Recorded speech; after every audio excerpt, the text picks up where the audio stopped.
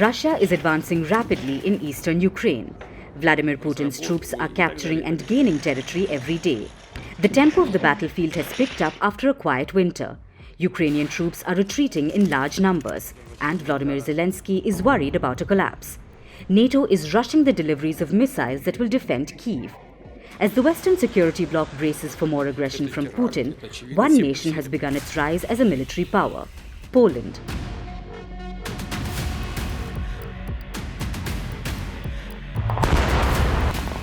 Poland has recently requested to host nuclear weapons of NATO allies. This is part of the security bloc's nuclear sharing doctrine. It allows non-nuclear members to host weapons of mass destruction belonging to nuclear NATO powers. Currently, among NATO allies, only the United States, the United Kingdom and France possess nuclear weapons. However, under the nuclear sharing doctrine, some nukes are also stationed in Germany, Italy, Belgium, the Netherlands and Turkey.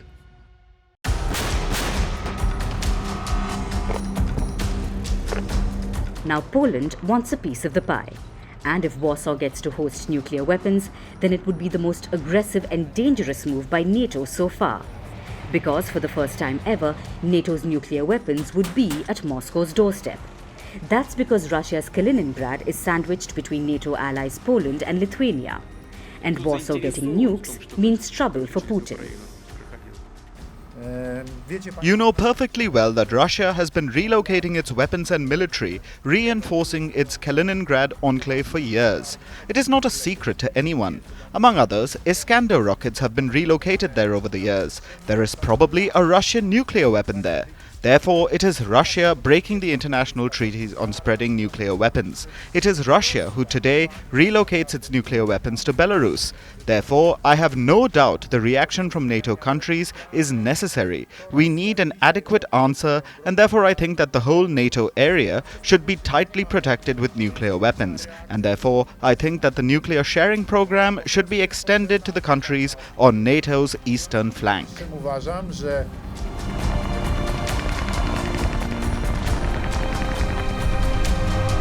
Poland's NATO buddies are in complete support of stationing nuclear weapons next door to Russia.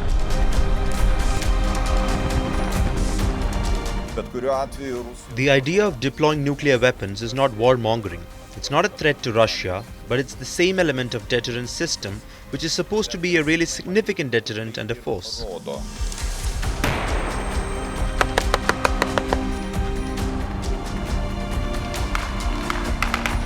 Moscow has called Warsaw's move a suicidal act.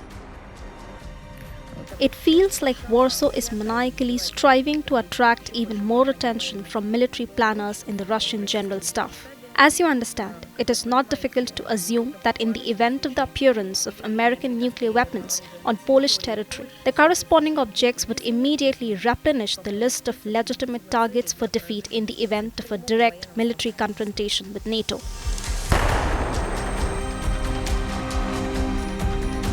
Poland also justifies its requirement for nuclear weapons because Belarus has Russian nukes. Last year, Putin gave his dear friend Alexander Lukashenko the button for some of Russia's nuclear weapons. Putin and I are the main enemies and aggressors in the world. The leadership of the Russian Federation, putting together all the facts, made a decision. I emphasize once again, at my insistence, and not because they wanted to establish a nuclear weapons base here and returned a certain amount to us. I will not give the exact numbers, as I have already said, several dozen of the most modern nuclear weapons, bombs and missiles.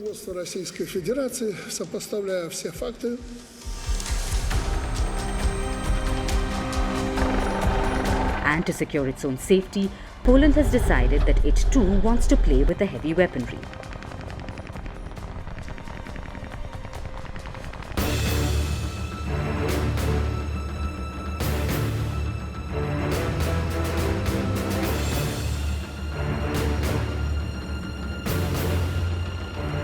Poland has always been a strategically important ally for the Western security bloc, because Poland is the strongest nation on NATO's eastern flank. Warsaw's military is ranked among the top 25 strongest forces in the world. Poland has over 600,000 troops. The ground forces include more than 600 tanks and 700 artillery systems. Poland has almost 90 fighter jets, including the American F-35 stealth fighter jet. And to secure the seas, Warsaw has a sizable naval fleet of 40 warships. Poland has been the guardian of NATO's eastern flank, keeping Russia at bay for years. So as the Polish Air Force, we don't feel that we are alone. That's so important for whole Poland, for East flank, Baltic countries, Romania, Bulgaria, everybody who is at the edge of that conflict. NATO members have repeatedly acknowledged the military muscle that Poland brings to the table. And now they want to do more to strengthen the eastern flank. Britain even wants to deploy its prized Eurofighter Typhoons to Poland's air bases. I can also announce that next year we will be deploying RAF Typhoons here as well, emphasising how important we take this issue, and we want to help police Poland's skies. Air defence is critical, and the UK wants to support Poland and work closely with you to do that. We're also deploying over 16,000 troops here as part of the NATO exercise Steadfast Defender. So I'm proud that the UK is a partner of Poland and remains at the heart of European security.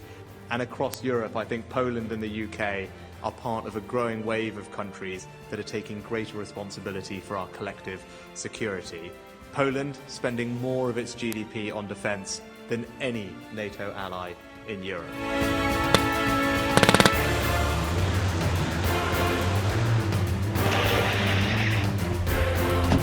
With Ukraine on the verge of collapse, NATO's best bet is to beef up Warsaw's defences and make it the first line of defence against Putin's expansionist plans.